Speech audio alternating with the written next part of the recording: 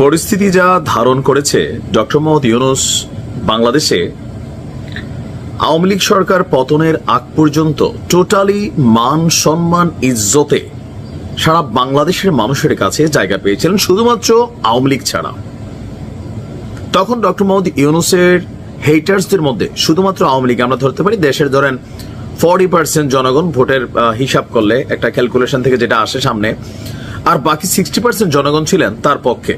কিন্তু 5ই আগস্টের পর আজকের দিনে ওনার হ্যাটার্সের সংখ্যা নিয়ার অ্যাবাউট 70% প্লাস, আর যে অবশিষ্ট 30% আছে সেটাও এনসিপি এবং জামাতের।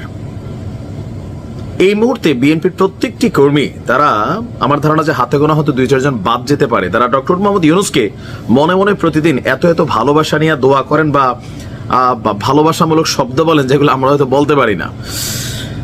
তবে ডক্টর মোহাম্মদ ইউনূসকে আসলে রাজনীতি বোঝেন? আমার কাছে মনে হয় বোঝেন না। যদি বুঝতেনই তাহলে তার বোঝা উচিত ছিল যে বিএনপিকে নিয়ে তিনি যেভাবে খেলছেন, আমরা খেলছেন এই কারণে বললাম, ইন্টারন্যাশনাল লেভেলে গিয়ে, আন্তর্জাতিক গণমাধ্যমে গিয়ে বিএনপিকে ঘিরে তিনি যে একটা মন্তব্য করেছেন, এটা কখনোই তার সরকারের জায়গা থেকে তিনি কিন্তু করতে পারেন না। তিনি বলছিলেন যে একটি দলই শুধু নির্বাচন চায়, কিন্তু তার এই বক্তব্যকে মিথ্যা প্রমাণিত করেছে 12 দলীয় জোট। বিএনপির সাথে যে 12 দলীয় জোটের আপনার কি বলা হয় যে কানেক্টিভিটি আছে, এরা প্রত্যেকেই নিবন্ধিত, ইভেন নির্বাচনের জন্য তারা মুখিয়ে আছে। এই দলগুলো আজকে একটা বিবৃতি দিয়েছে, আর ওই বিবৃতির পর বিএনপি বলছে শুধুমাত্র একটি লোক ডিসেম্বরে নির্বাচন চায় না, সেটা হচ্ছে ডক্টর ইউনূস। পাল্টাপাল্টি অবস্থানে মান সম্মান আসলে কার যাচ্ছে সেটাই হচ্ছে বড় কথা। ডক্টর ইউনূসকে এক ধরনের মিথ্যাবাদী হিসেবেই প্রমাণিত করার চেষ্টা করা হয়ে গেছে। ইভেন এই বক্তব্য যখন সামনে আসছে, তার মানে ডক্টর মোহাম্মদ ইউনূসের কাছে হয়তো তথ্যগত ঘাটতি ছিল, অথবা তিনি সজ্ঞানে উদ্দেশ্য প্রণোদিত ভাবেই এই মিথ্যাটা বলেছেন। এখন আমরা কেন মিথ্যা বললাম? গতকালকে থেকে গণমাধ্যমে ডক্টর মোহাম্মদ ইউনূসের বক্তব্যের পরপরই 12 দলীয় জোটের নেতৃবৃন্দ বলছেন এই বছরের ডিসেম্বরে কেবল একটি দল নয়, দেশের সকল দেশপ্রেমিক গণতান্ত্রিক রাজনৈতিক দলগুলো নির্বাচন চায়। একটি অবাধ, সুষ্ঠু এবং গ্রহণযোগ্য নির্বাচনই দেশের মুক্তি এবং উন্নতির অভিমুখ নিশ্চিত করে, বারবার তা প্রমাণিত হয়েছে। গণমাধ্যমে পাঠানো এক বিবৃতিতে 12 দলীয় জোটের নেতারা বলছেন যে জাপান সফররত প্রধান উপদেষ্টা ডক্টর ইউনূস নিক্কেই ফোরামে যোগ দিতে গিয়ে এক সাক্ষাৎকারে বলেছেন ডিসেম্বরে মাত্র একটি দল নির্বাচন চায়। এই বক্তব্যের প্রতিবাদ জানিয়ে 12 দলীয় জোট নেতৃবৃন্দ বলেন, এক কথায় নিরেট মিথ্যাচার করেছেন নোবেল বিজয়ী অধ্যাপক ইউনূস। কেবল একটি দলই নয়, দেশের সকল গণতন্ত্রীপন্থী দলগুলো স্পষ্টভাবে গত 9 মাস ধরে ডিসেম্বরে নির্বাচন আয়োজনের কথা বলে এসেছে।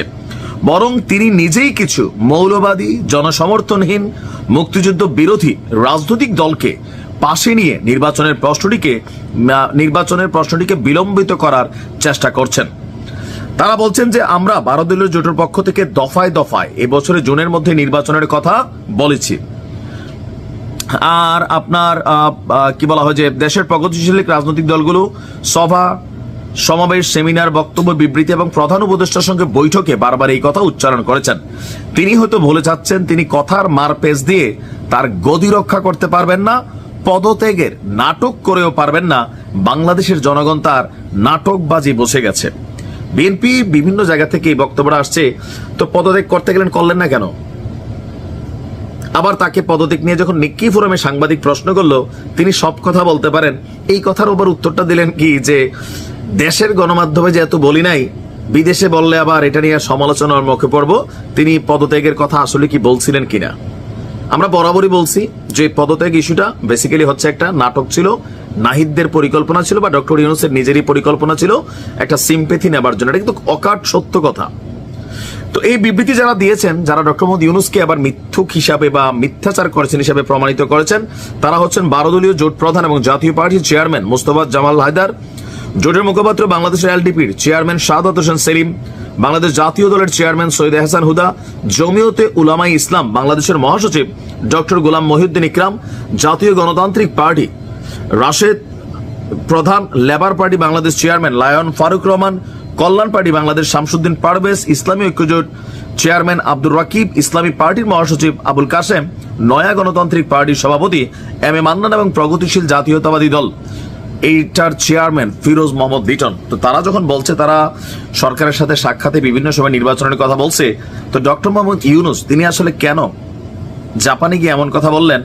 আসলে বয়স হয়ে গেছে অনেক, হয়তো অনেক কিছু ভুলে যান অথবা চাপের কারণে দিশে হারিয়ে ফেলেছেন কিনা, এটাও একটা প্রশ্ন। দেখা যাক বিএনপির এই বক্তব্যকে তিনি কিভাবে আবার কাউন্টার করেন। হ্যাঁ, ভালো থাকুন।